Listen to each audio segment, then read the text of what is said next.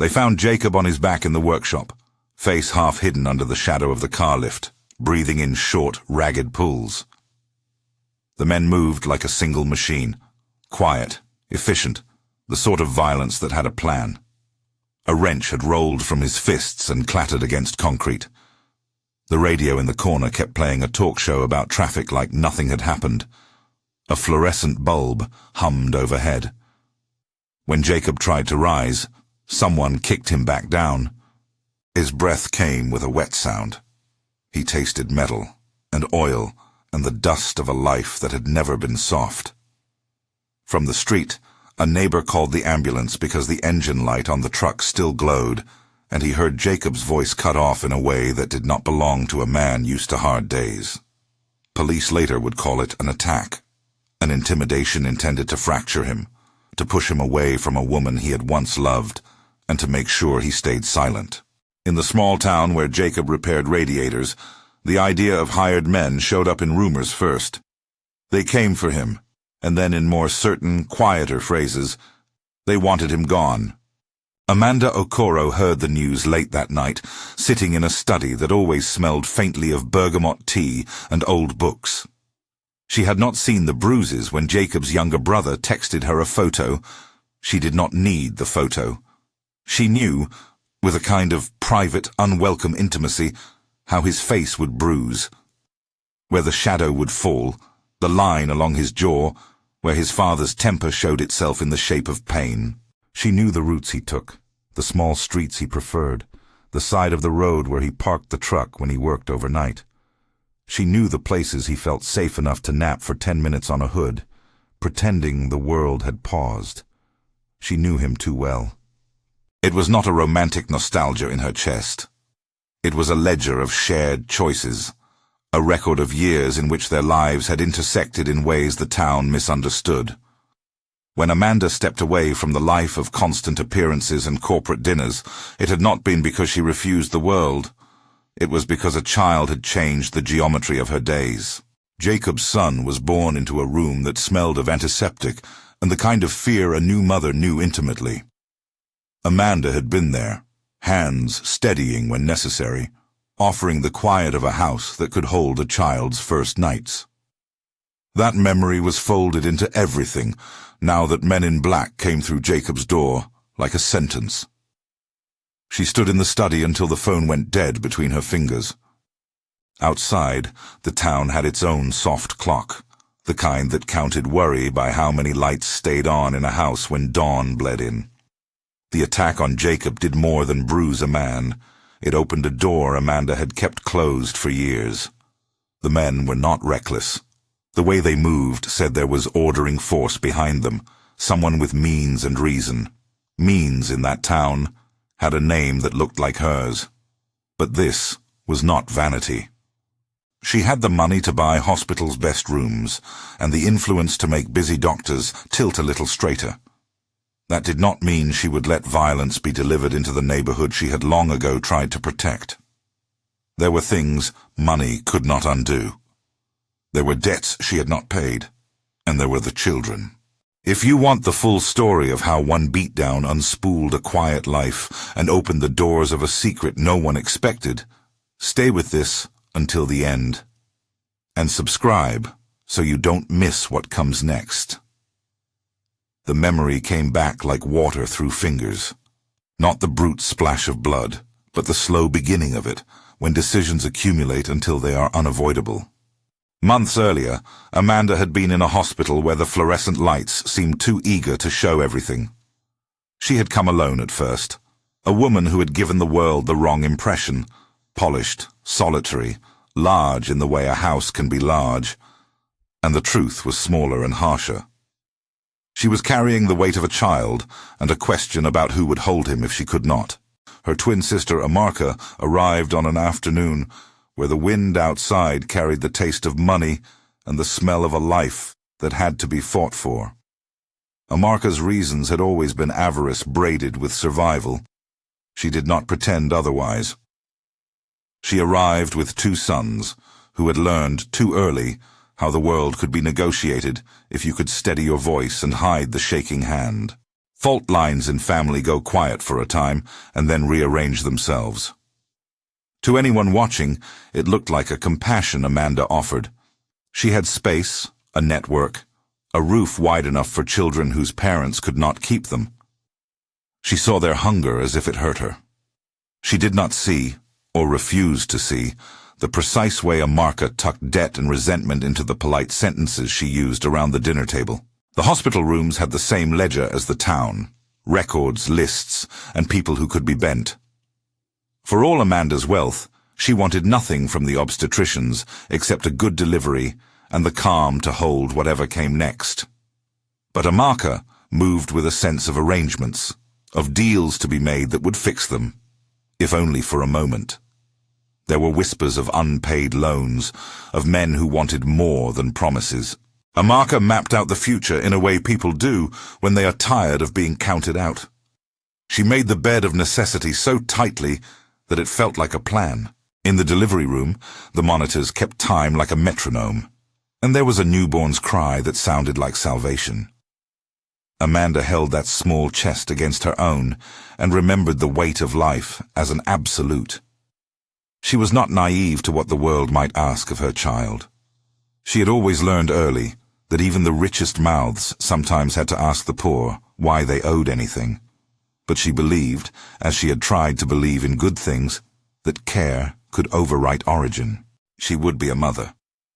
She would do whatever a parent must do. Amarka watched with a patience that had edges. The birth was soon followed by the kind of activity that happens in hospitals when too many things are managed at once. Nurses shifting, a doctor called away for an emergency, a corridor that smelled of bleach and coffee. It was during a minute of distracted bustle that a choice was made. Not by Amanda, but by Amarka, who had learned to read corridors and opportunities. The doctor, who should have been indifferent to family dramas, had a sense of what cash could unfreeze. He took what he could be paid and offered in return a moment of rearrangement that would cost someone else a child's name. The swap was not cinematic. It was a small, terrible transaction, a nudge of a crib, a file adjusted, an identity reassigned. There was a newborn, Peter, who was not Amanda's biological son. He had a condition that made his pupils clouded.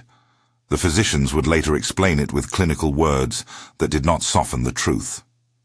Amanda took him into her house because he needed care, because sight or no sight was no bar to love in her mind. Another infant, the one who carried Amanda's blood, was carried away to a place the records could not hold gently, layered into an orphanage that smelled of soap and rationed milk. He was named Philip by the administrators who believed they had taken in another abandoned child. Years later, he would be called Philip on some slips, then again Philip on others. Names in the margins get smudged the way truth sometimes does. Amid the rearrangement, Jacob existed like a soft gravity. He was a man whose hands told their own stories of labor and slow love. He did not know at first how close those threads were to him. He had loved Amanda in a way that did not make sense in the ledger of their social worlds, not out of ambition or the hope of fortune, but through long nights and small mercies. His life had been the rhythm of a mechanic's hours, the stubborn, faithful beats of hands that fixed things. He had been present in a way some men never learn to be. And in a town like theirs, that kind of steady is remembered. When the child was given a name and sent into the house of a woman with more means than the rest of them, Jacob was both grateful and afraid, because gratitude lies beside fear when the world rearranges itself. So the years moved with an uneasy equilibrium. Peter, the blind child, grew in rooms with rugs and voices softened for his steps. He knew Amanda as the person who made the sounds of the day predictable. She taught him the sounds of her house. The kettle's whistle, the way the blinds sighed, where the warm light fell in the dusk. She read to him, counted the matches of his life by the labels of a world she had made safe. Peter trusted in the constancy like a small gospel. He was innocent of the scheme that had housed him in this safety. Philip, who had Amanda's blood, grew under a different sky, one of rules and strict hands. St. Mary's orphanage had a lot of goodwill and not enough resources. Men and women tried to teach children to tie laces and to hope in measured portions. Meals were quiet and sometimes sparse. The children learned to make pallets of gratitude when food arrived. Philip learned to be careful. He learned to read the smallest of shifts, when a hand lingered too long on a shoulder, when a sibling's stare hardened into something that would bruise later. He learned to be small because the world often required it. Amarka had not forgotten the calculations that led her to that hospital corridor. She had not stopped measuring the life she had chosen. She watched the ways Amanda extended her hands and thought of all the doors that could open if she could control them. She had sons who had never been content with safe affection. Chisholm, her eldest, grew into an animal of quiet cruelty. He wore devotion like a mask, the hymns of a good nephew, until he discovered the pleasure in control. He discovered how small repeated cruelties could become a kind of slow burn, and he learned to hide it behind a laugh. When Chisholm arrived at Amanda's house, he presented himself as full of warmth and loyalty. He learned to carry in the groceries and hold the door. The rest of the house folded him into the furniture. He sat in corners and watched the blind child with an interest no family should trust. In private, he cultivated a satisfaction in pushing the edges of kindness until something frayed. He would, years later, be the one to set a pattern of intimidation and surveillance that cost people their safety. Amanda suspected none of this for a long time, because suspicion is heavy and love is greedy for the good. She was older and had been beaten by life in ways that taught her to choose mercy as often as power. She wanted to believe in the goodness that a mother breathes into a household. Perhaps she thought that if she softened the edges of their hunger enough, it would fall away. But softness does not always outpace need. Sometimes it simply provides a place to stand, while others sharpen knives. Jacob came into the house on Sundays and evenings in the pauses of his shift, with hands that smelled of machine oil and the certainty that his son needed simplicity. He was not blind to the differences between the lives and the realities. He could see, in the way Peter's clothes were pressed, the difference that wealth could make. Still, he loved in the small ways that counted. He taught the boy how to tie a knot that would not slip, how to listen for the right pitch of a running engine that meant a car would survive a highway and make it home. When Jacob's presence became more than occasional, Amarka watched with a calculation that hardened into plot. She wanted what she believed would right the balance, a bargain that would secure the boy's future for her sons, a removal of Jacob from the equation that she saw as messy. If Jacob was out of the way, she could smooth the path toward the opportunities she had decided they deserved. The first time Jacob came home with a bruise he could not explain, Amanda noticed the way he closed off the part of his face she liked to reach for. He said it was a run-in with a customer. He spoke in terms that minimized. She asked, and he deflected, because men in towns like theirs keep the wounds to themselves until the skin peels off and the truth is wide. That deflection gave Amarka the space she needed to operate. It bought her time to embed her sons into roles like vines around a trellis. There were smaller acts of deceit that stitched the big one together. Chisholm slipping into the shed to hide in corners and watch Jacob leave, a cheap tracker in the lining of his coat that Jacob found and smashed but never mentioned. The way a neighbor saw men in a van parked too long at the end of a lane and told the story with a shake of the head, but not a police report. These small things accumulated into a calculus that could be turned into something mean. It was a cold night when the men came for Jacob again, this time with less finesse. They did not mask the threat. They were there to remind him what he could lose. Not just the child he thought he knew, but the soft edges he held in the town where everyone watched. They hit him in places that mattered, his pride, his ability to provide, his sense of belonging. The work of making a man small is systematic. It is a series of erasures. Jacob was left with stitches and warnings, and a promise made with the sort of eyes that could not be bargained with. The men left with a courier's efficiency and a leave behind in the form of a little scrap of paper. A message that said in polite handwriting and a tone meant to imply inevitability, "Step away." The attack should have been a turning point that made Jacob go quiet. Instead, it cracked a brittle shell. Amanda could not stand it. She could not allow a man he had loved and the child he had fathered to be terrorized into silence. Being rich did not make her brave, but it did sharpen certain tools she could use. The phone numbers of people who owed favors, the reach of influence that could prod a hospital administrator into looking twice, the way a fund could cover an investigation until it became official. She started with what she could control, the child in her home.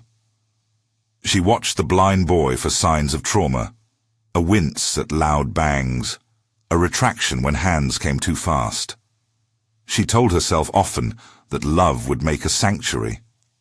She also began to sow pressure in places that had been quiet for too long.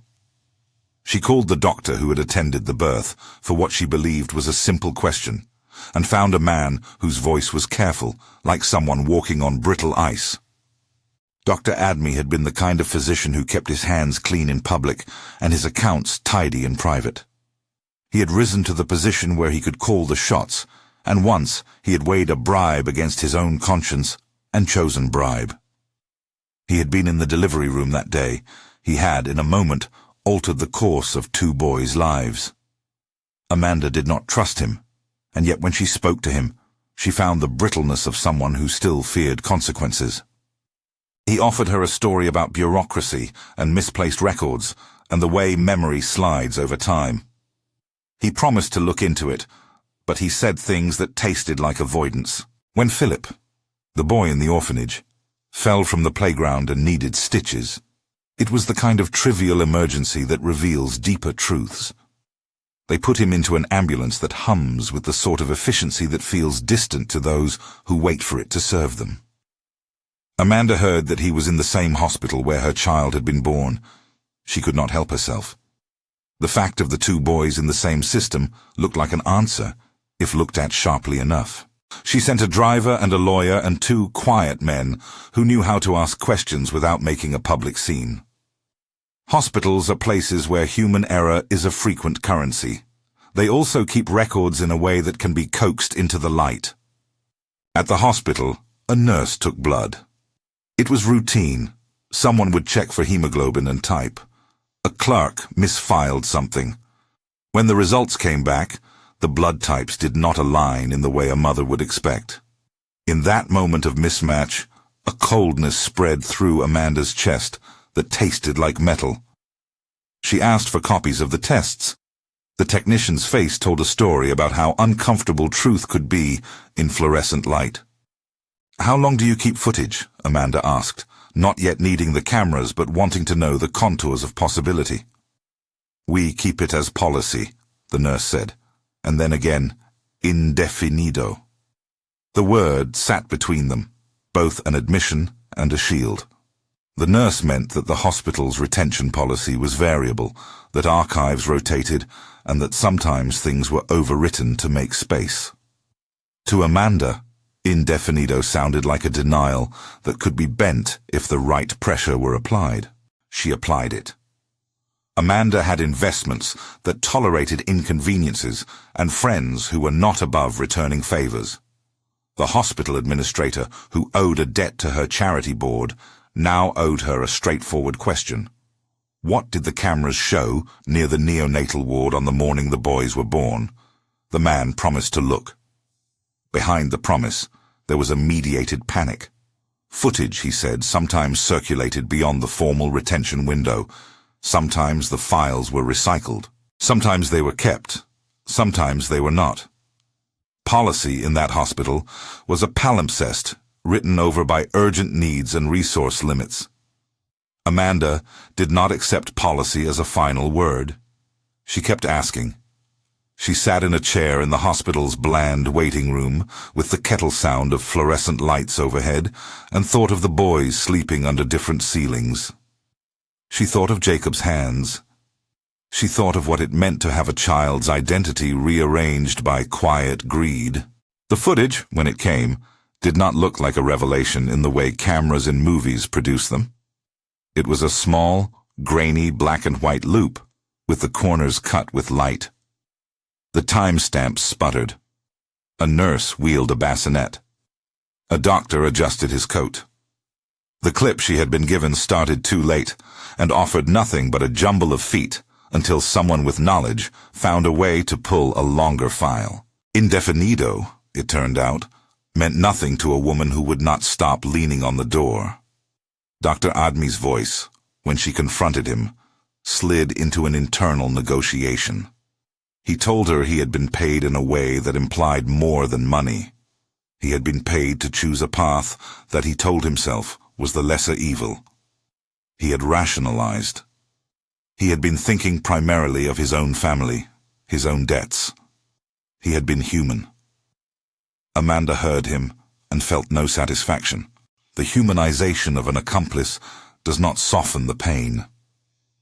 When she finally watched the footage in a departmental office that smelled of disinfectant and printer ink, the images were small and steady and ultimately humiliating, not because of what they showed in cinematic theatrics, but because they showed the quiet, administrative decision that made a child's life into another's ledger. A pair of hands lifted a crib. A nurse signed a form. The doctor walked briskly past and did not look back.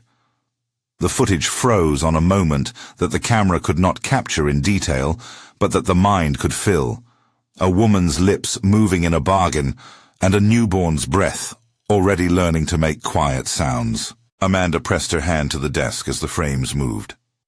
She watched herself in the footage, only as a silhouette of one who believed she had been acting in good faith. She watched a marker in the film with a composure that had been practiced. The room seemed to tilt. For years she had knit her days around care and protection. Now she felt the world rearrange itself under her hands. Her anger was blunt and practical. It was not theatrical. It did not beg for an audience. She felt the sort of anger that demands action because anger without action is shame turned inward. She left the hospital with a file of grainy images and a list of names that trailed like the anchors of a boat. Dr. Admi's palms had been dirtied. Amarka's had been steady. A plan she had never wanted to have was forming like a dark shadow on bright water. She needed to find Philip. She needed to tell a boy who might not remember his first days that he was her son. The orphanage was not far. St. Mary's smelled of laundry soap and stale bread. The woman who ran it, Sister Amina, had the kind of compassion that had outlived a career in which resources failed often.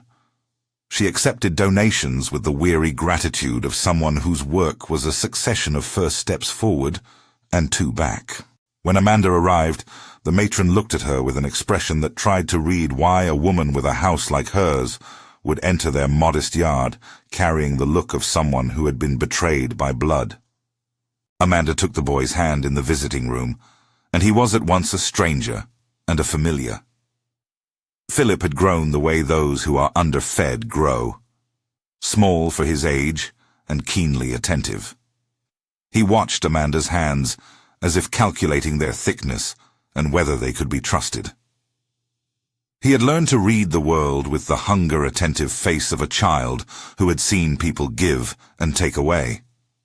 There were tears when names were spoken, not always because of the answer, but because the truth, when it arrives, can be heavier than the lie that softens it.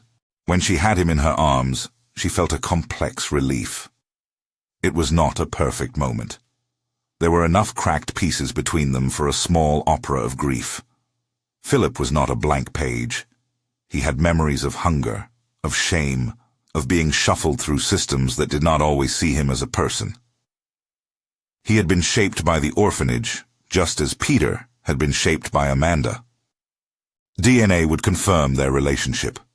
She did not need the test to tell her what she had suspected for months, but confirmation for the records and the court would be necessary. The law required the formalities that emotion does not. Back at Amanda's house, the air seemed both too large and not large enough to hold the rearranged family.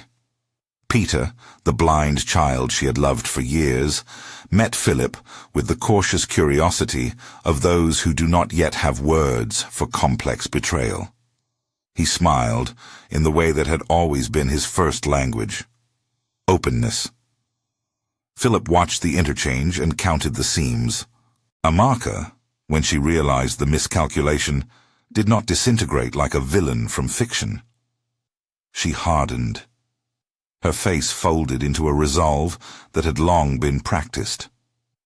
Arrests were not yet at hand. She had not expected Amanda's persistence. She had expected that the boys' lives would continue on their respective rails. She did not account for the person Amanda had become. A woman who, at 65, had more than enough reasons to avoid conflict, and none to stand down. Amanda's knowledge of Jacob meant that Jacob's life was no longer a private ledger she could ignore. She could not pretend the men who had come to beat him were just town thugs. Someone had commissioned them. Someone had decided that the stability of a man's life should be broken for profit or advantage. The equation led inevitably to Amaka and Chisholm by motive. But motive was not sufficient. She needed proof. She needed timing and files, and the sort of concrete evidence that the police would have to accept.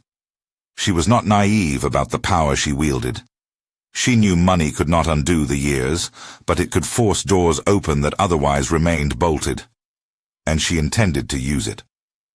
She called lawyers who had practiced the kind of quiet procedures that make public scandal an avoidable thing, and private justice a possible instrument.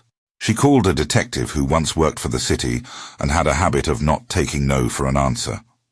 She called the hospital again and asked for the unedited footage to be preserved in case of a legal subpoena.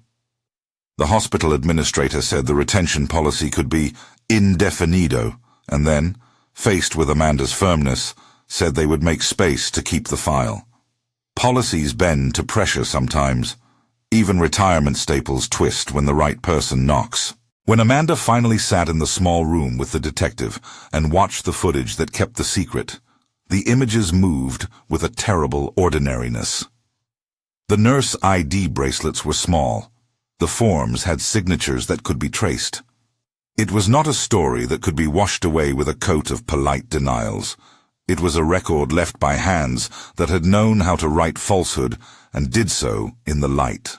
She watched the scene where a bassinet was rolled out of the ward and another rolled in under the faces of the same nurses, as if nothing had changed. She watched Amaka's feet move under a scrubbed hem, steady as a metronome. The sound from the speakers was thin, as if the world itself were muffled. In the moment the footage offered proof, Amanda felt both a release and a new tightening. Confirmation of the swap was not a bomb. It was an indictment. It turned the private hurt into a public wrong and promised consequences that would do nothing to erase the softness the blind child had known and everything to reconfigure the family Amanda had let herself knit for years. When the footage ended, the room was small and the coffee cooling. Outside, the day had folded into itself. Amanda thought of Jacob on the concrete in his shop, of the men who had come to make him small, and of the thread of decisions that began with a bribe and had spiraled into this. She thought of the quiet cruelty behind most of the family's choices and the way poverty had hardened into a motive for betrayal. She did not leave the room immediately. She sat and let the weight of a decision settle. Whether to arrest, to expose, to fight in the courts, to demand restitution, to hold both boys and teach them against a world that had never been kind. She thought of Peter's blind smile and the sound of his laughter in the corridor, and of Philip's cautious fingers, calloused in the way of a child who had learned to fend. Outside the hospital, a van idled, and a shadow moved near the curb. The presence of unknown watchers unsettled her. The network of those who wanted to keep the truth buried could still be strong. Amaka had not been clumsy enough to think that a single bribe could lock everything in place without consequences. People who profit from other people's misery seldom do it with the assumption their acts will remain unremarked forever. They do it because they believe they can get away with it. Amanda stood and left with the footage in hand, but not yet with the plan spelled out. She had proof, yes, and she had motive and opportunity in spades. Yet the police required time. Courts required patience. Justice required more than anger. She would have to think like those who set traps, anticipate counters, expect threats, and be ready for the long grind. She drove home in a car that had always been too quiet for her tastes. In her hands, the grainy images felt like a detonator and a lifeline at once. She would call the detective at dawn. She would ensure Jacob's safety. She would not let an attempt on his life go unanswered. But she also understood that when one unravels a family secret, the threads can cut those who tug them. She knew, with a precise, uncomfortable knowledge, that Amaka would not go quietly.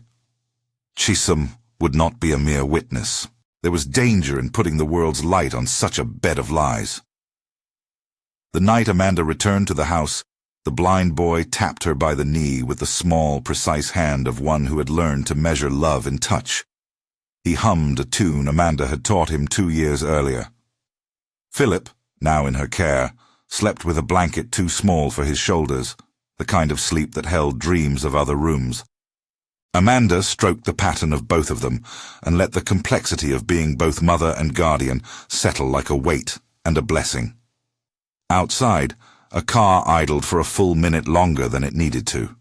The men who had once come to Jacob had not been amateurish. Amanda felt the coil of surveillance tighten.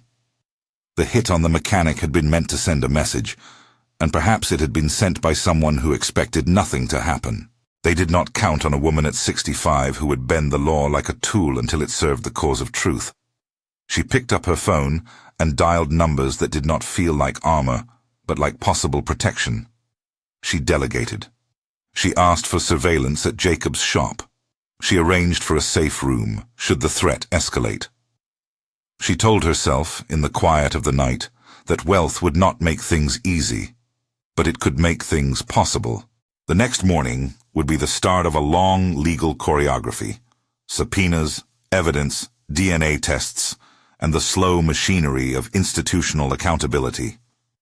But the footage, the images, the nurse's hands and the doctor's hesitation had done something irrevocable. They had confirmed that 2 boys had been rearranged into lives that were not the ones fate intended, and they had given Amanda the beginning of a case she could not simply sweep away. She thought of Jacob, and the way his hands had fixed an engine the week before, the way he had hummed a small gospel to a child who would not know him unless he chose to keep coming back. She thought of the men who had come to break him, and the subtle, familiar knowledge that she had of his roots and his small comforts. That knowledge now was a weapon and a responsibility. A week from the footage, the town would whisper in new patterns. The hospital staff would shuffle with the knowledge that someone with resources was looking at their archives. Amaka would go quiet or rage in measured ways that could be loud and ugly. Chisholm, who had already learned how to harm with a hand and a look, might move against those who threatened him the way an animal lashes out when its lair is in danger. Amanda's hand trembled once as she considered the number of steps required to bring the wrong into the light. She was not afraid in the childish way, fear that dissolves into panic, but in the measured, old way of someone who had made a life from decisions and had watched them bear fruit, both sweet and bitter. She had money and a will, but she also had to manage the moral consequences of what justice would demand. She had to think about custody, about the emotional repair of 2 boys whose identities had been pulled like misplaced bricks. She had to think of the law and the men who would clamber to defend themselves with the same vehemence that made them men of consequence. On her kitchen counter, the kettle boiled once and then cooled in silence. The blind boy wrapped his arms around a mug and sipped without seeing the steam. Philip watched, a study in guarded curiosity. Amanda opened the file again and did not flinch when she saw Amarka's face on the screen, even as it was perfectly composed. She had always believed in the sanctity of family, and perhaps because she believed in it, the betrayal ripped her more sharply than it might have someone who had never trusted. There was one thing she could not forget. The men who had beaten Jacob were commissioned, and the commission needed a client. Motive, means, opportunity, the triangle of a crime. Amanda had the footage and her knowledge of Jacob's patterns. She had people ready to testify to a phone call that had never been placed, and an envelope that had changed hands in a corridor. But she also had to expect counter-accusations, denials backed by cash, and the way privilege can sometimes bend the scales. That was the part of justice that never came wrapped in clean packages.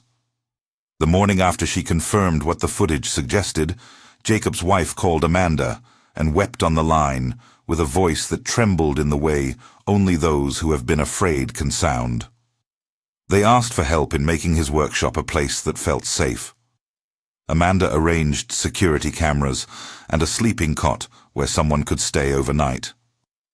She had a driver watch the routes he took. She paid for a private guard, not because she loved spectacle, but because she knew the men who took orders would come again if allowed. At the same time, she had to move delicately with the boys. Peter needed consistency and the knowledge that the hands that had raised his nights had not been replaced. Philip needed a soft room where he could learn that his past did not define his worth.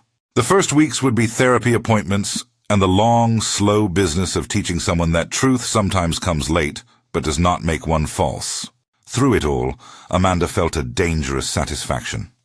The world had shown her a knife, and she had accepted the responsibility of its point. She would use it to cut away the rot and find truth. But she also knew that cutting is never without cost.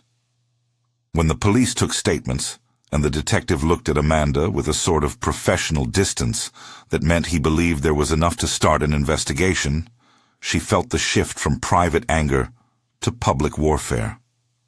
She thought of the legal questions she would face. Who keeps Peter? The boy who had known her for years and who would be uprooted by the law even as the law desired to make a wrong right. She thought of Philip, the child whose name had been misspelled on some documents. He had lived a life of careful measures. DNA would answer the biological question, but it would not answer what a child needed in the slow rebuilding of trust. She had to decide which of the truths she would hold for the children and which she would hand to the courts. As the detective left with the copies of the footage and the hospital agreed to preserve the original files under a formal request, Amanda sat in her car and watched the street for a long time. Jacob's workshop was a half-mile away. The men who had sent the hit may have expected that town violence would keep him quiet. They misread the map. Amanda's presence in the case transformed an intimidation into a target. Whoever had pulled the strings had not accounted for a woman who had tended both power and guilt for long enough to know when to stop running from the past. She sent a message to Jacob that night. She had seen the footage. She knew what had happened, and she would protect him.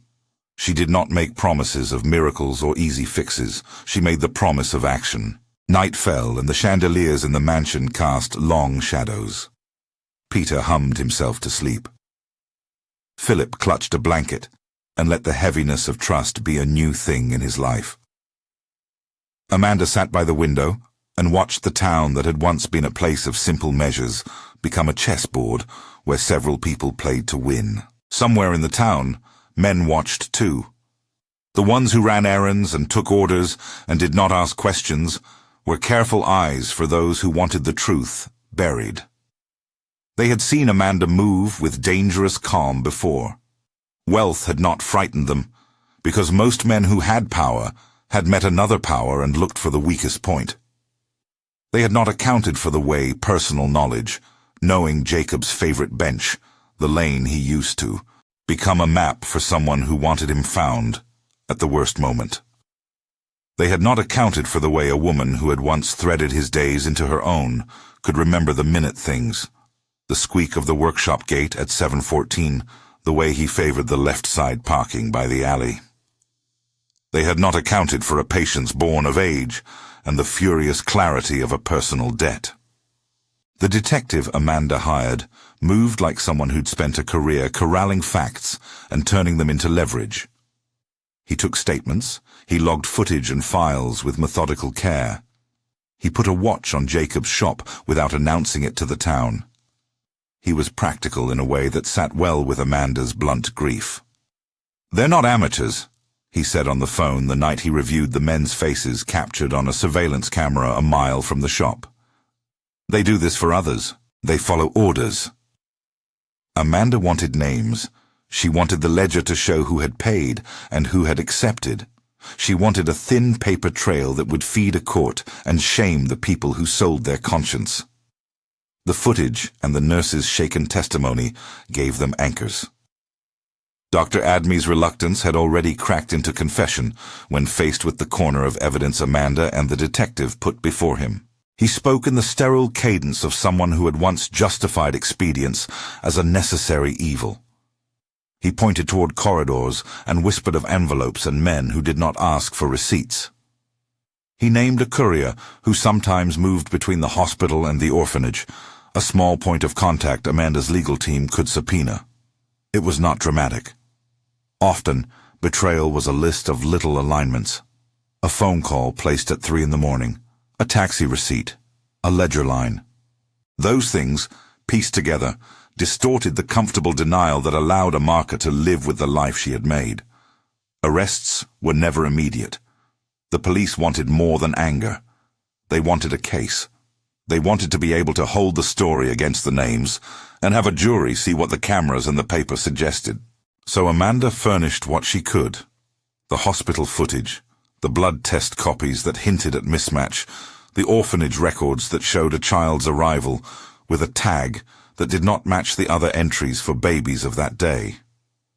She provided the resources to deep dive the mundane, traffic camera loops, taxi manifests, the kind of work that costs money and time, but eventually erodes well-lit lies. When the police took Amarka in, she was at the market buying rice with the kind of composure that had been practiced for years. She did not gasp. She did not throw herself on the floor. She folded her palms and let the officers read rights like actors reciting lines. Her face was small in a way that had been trained by need.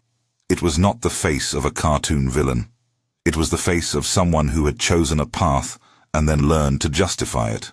At the station, her hands did not shake, but her jaw did. She answered questions in a voice that refracted between apology and calculation.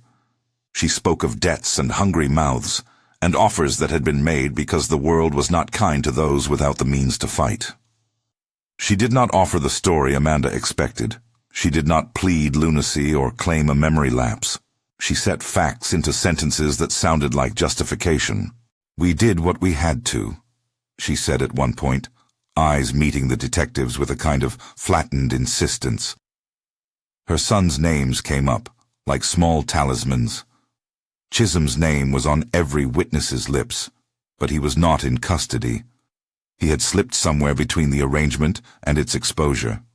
Chisholm, who had once worn loyalty like an act, reacted with the kind of impatience that comes from being cornered.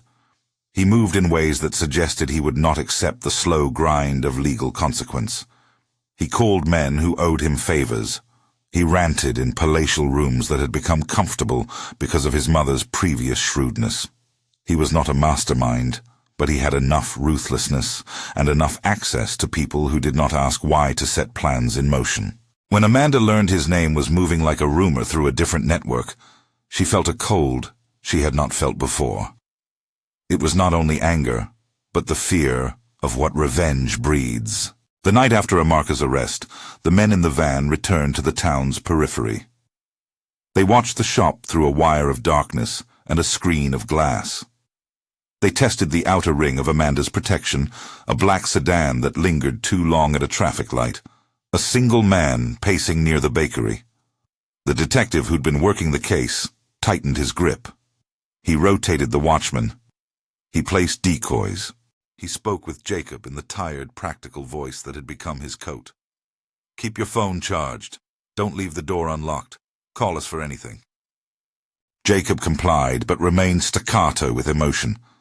He moved through those days with a kind of haunted economy. He wanted to be useful, but feared his presence might drag the town into a new round of danger. He had learned the language of small satisfactions, a cup of tea that tasted right, an engine that started smooth. He was grateful for Amanda's protection, and ashamed to be grateful for money he could not claim as earned. He saw how Amanda used hers like a tool, and he resented, in private, what she offered as both salvation and a reminder that her life had been different. Amanda, for her part, moved like someone who had been given an unasked-for responsibility. She sat through interviews with social workers and lawyers about custody and guardianship. The law would not simply hand her what she wanted. Philip's legal identity needed correcting, and a court would require DNA. There were hearings to request preservation orders for the hospital footage and subpoenas for staff. The case would be slow in the way that justice often is. But Amanda refused to let the slowness be an excuse for inaction. The first time she watched Philip and Peter in the same room after Amaka's arrest, she felt the ache of a double loss and a double duty. Peter reached for Philip's sleeve and counted the seams, the little ways one body greeted another. Philip kept his hands near his face, measuring Amanda's hands like the ledger he'd used for survival. Neither boy was a blank slate that love might paint over. Both were marked by the houses that had formed them. The work of being a mother to both was not a moment, but a long, patient building. Medical staff provided the DNA tests with clinical efficiency. The word confirmation hovered like a light that might fall. DNA, Amanda knew, would not create the shape of a relationship. It would only verify a biological fact and provide the legal ground for filing charges. The tests for paternity came back as anticipated. Philip was Amanda's son. The joy that should have been pure was tempered by the knowledge that a boy had learned to be small to survive. The paper that proved parentage also proved a violation. Dr. Adme's statements were mixed with regret and maneuvering. He gave a fractured account of how the swap had been rationalized in the face of debt and pressure.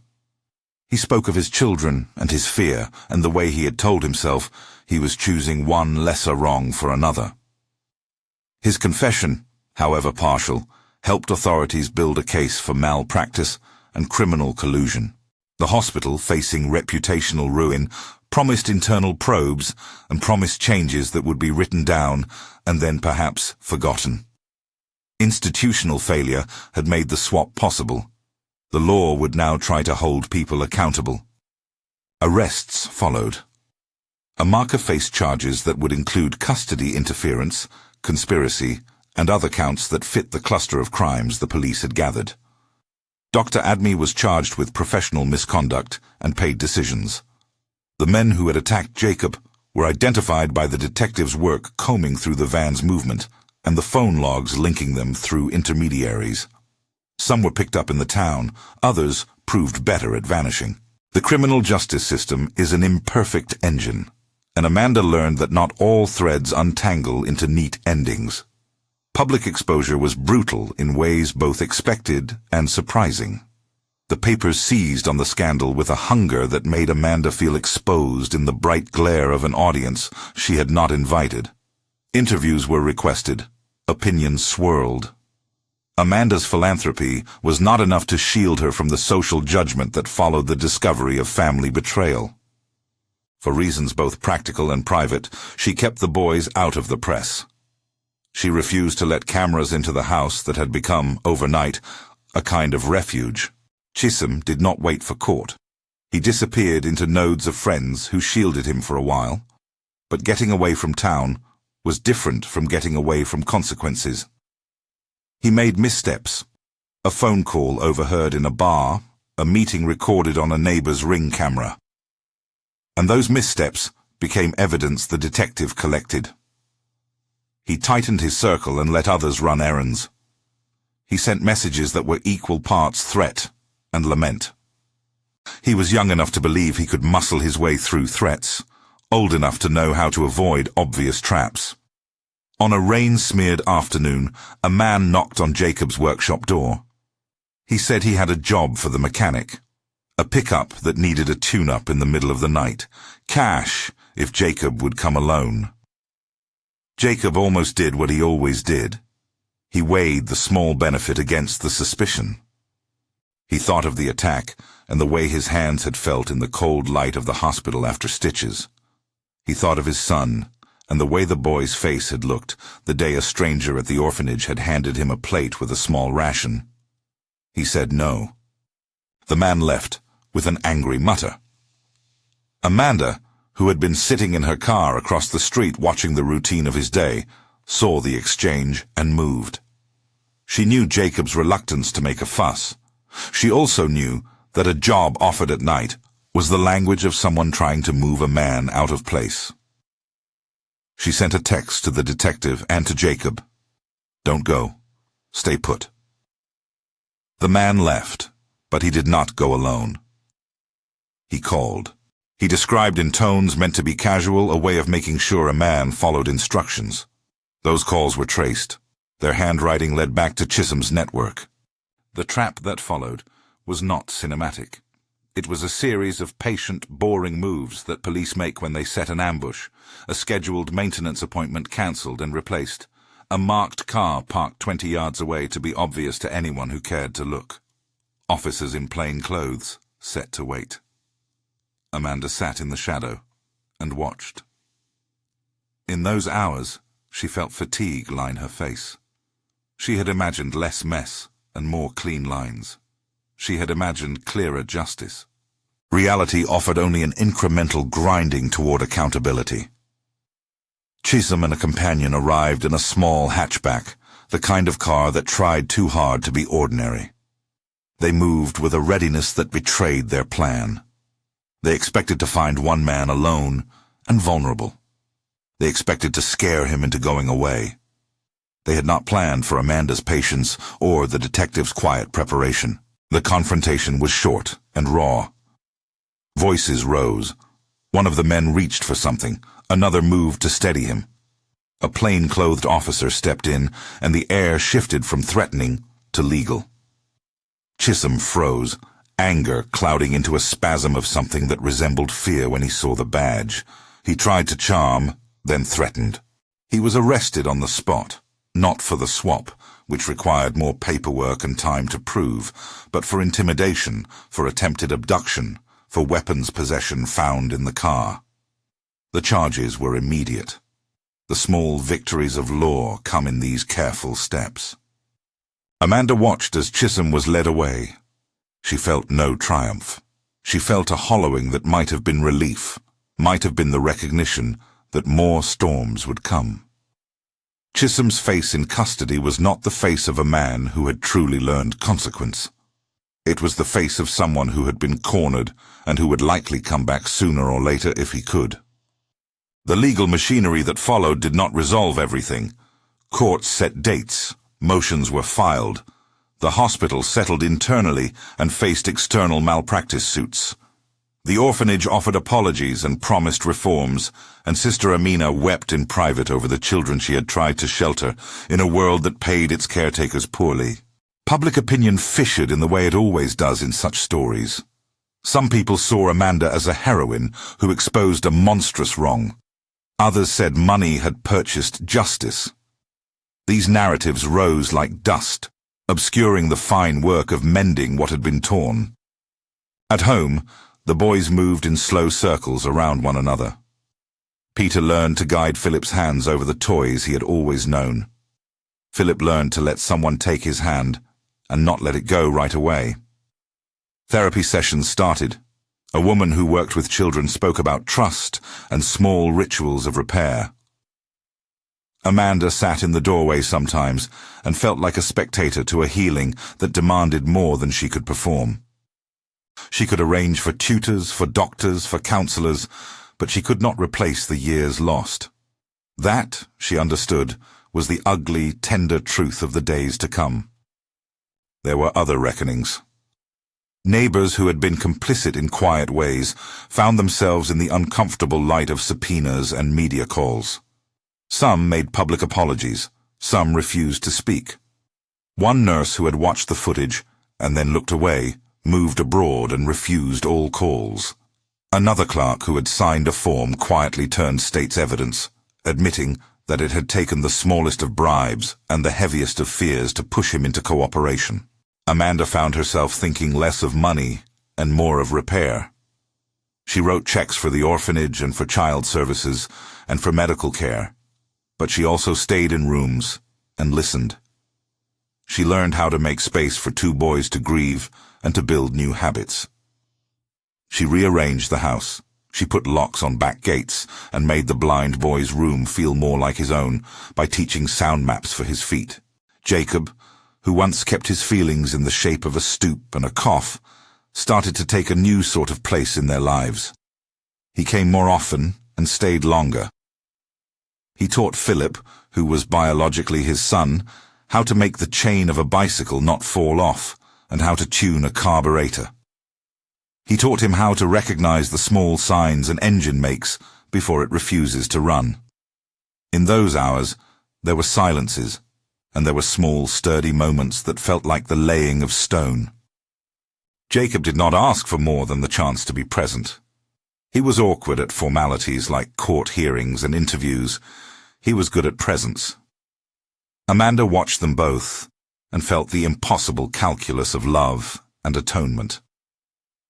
She had taken both boys into her arms and knew that neither would be whole simply because the court would give a ruling. The house would be a place of steps, small, patient, often imperfect. Then the call came one afternoon, an update from the detective who had been moving the legal chess pieces.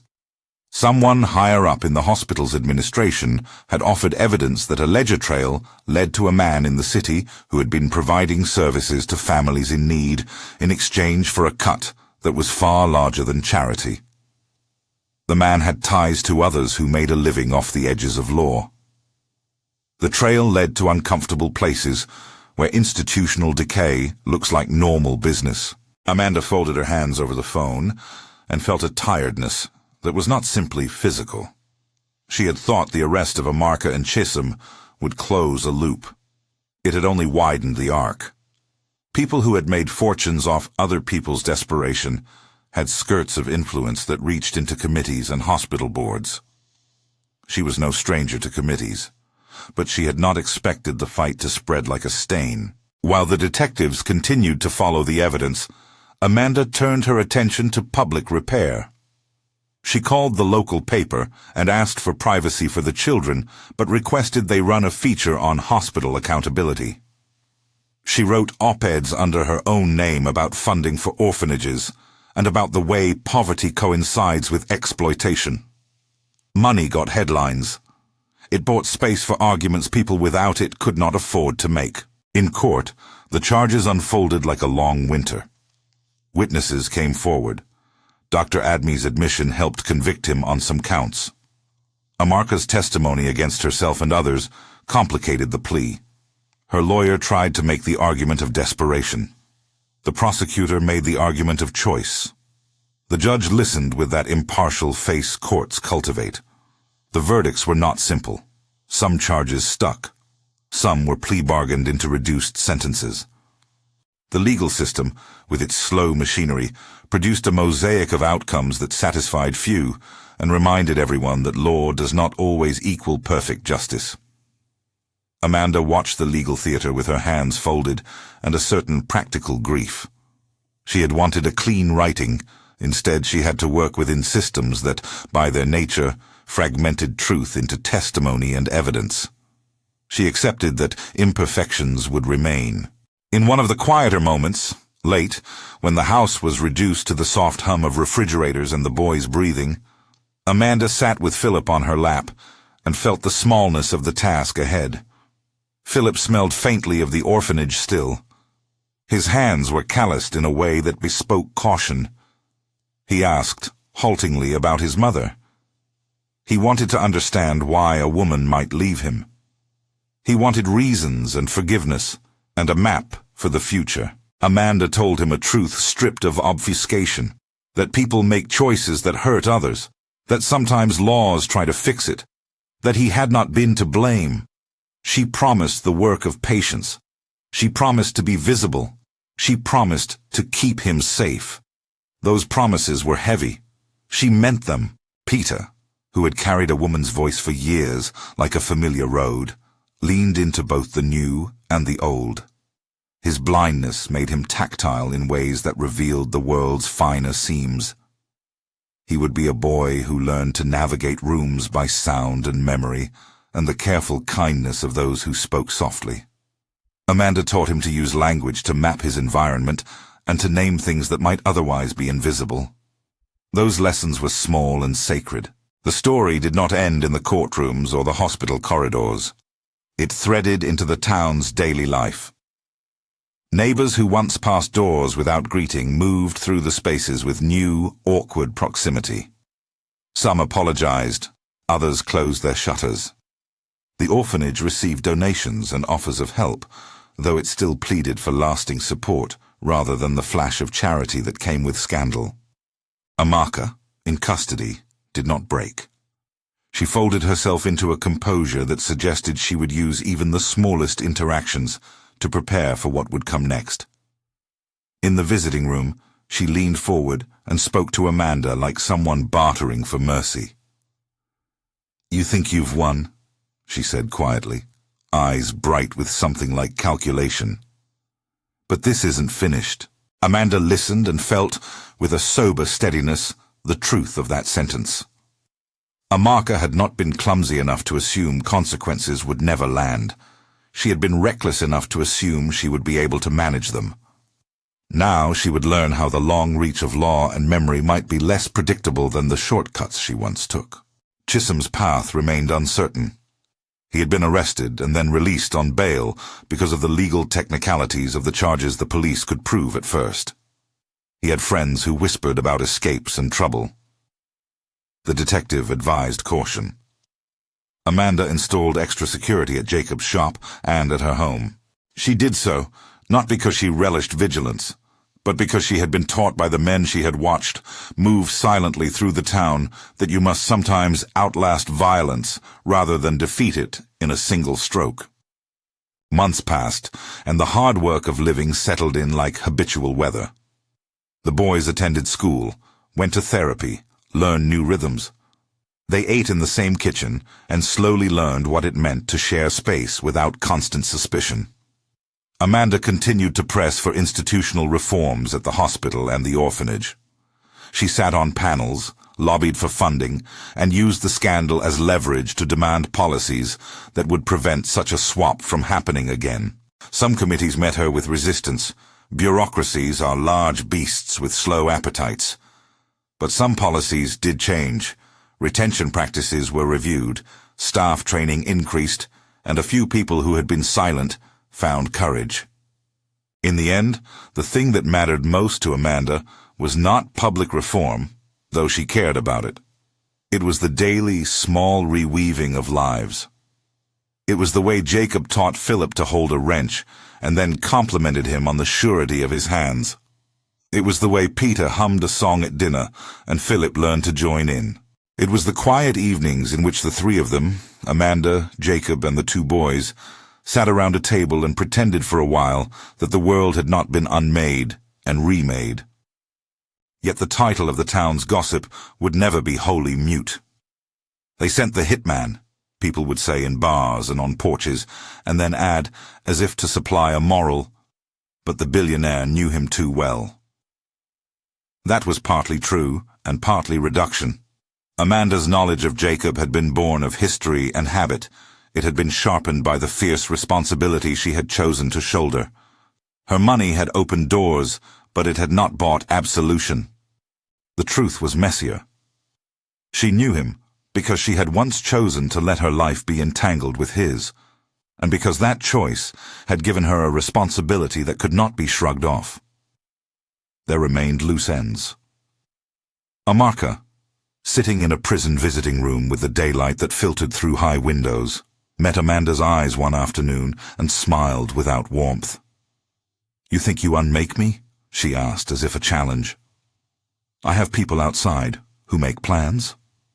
Amanda did not answer in kind. She said instead, You made choices. You'll answer for them. I'll do what I have to for the boys. The words were not mercy. They were a line. Chisholm, whose swagger had been a tool, was quieter now. The cameras at the bakery caught him speaking with a courier in a way that the detective would later describe as incriminating. He had not disappeared into the world cleanly. He had left fingerprints that could be followed. And then there were the men in vans.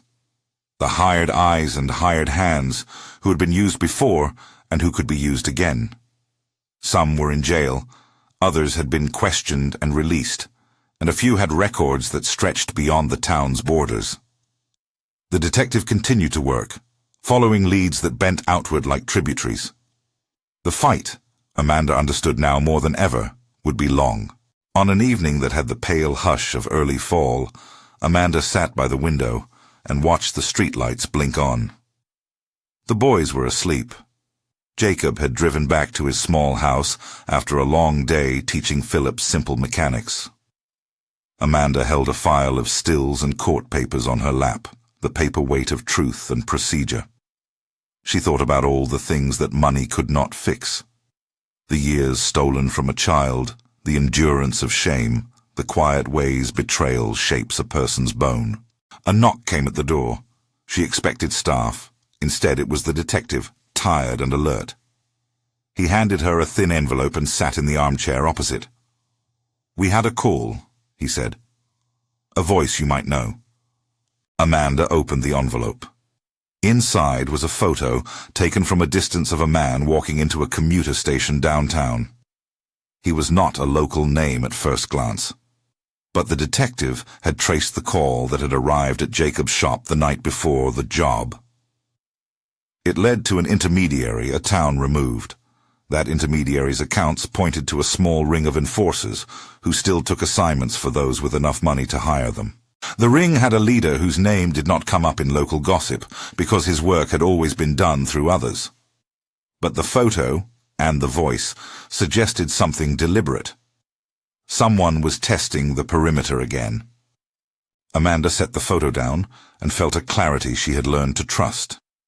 She would not be caught by surprise. She would not pretend she was not nervous.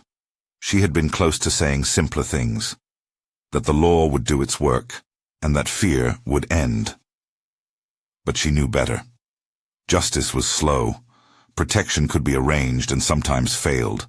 Retribution could be attempted and sometimes landed.